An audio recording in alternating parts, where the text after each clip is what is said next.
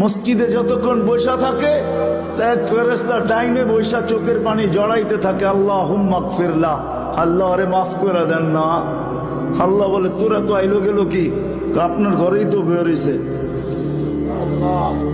আমাকে জিজ্ঞাসা করেন কেন, তোর দিলে এত ব্যথা কেন? আপনার ঘরেই তো বয়ে রয়েছে। বন্দা তো আপনারই, সৃষ্টির সেরা তো আপনিই বানাইছেন।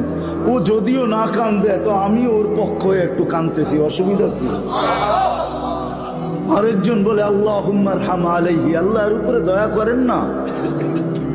আপনার ঘরে বসে রইল, তারপরে যদি দয়া না করেন তো বাজারে গেলে করবেন, ওটা তো দয়ার জায়গাই না। কি করে না করে না দোয়া?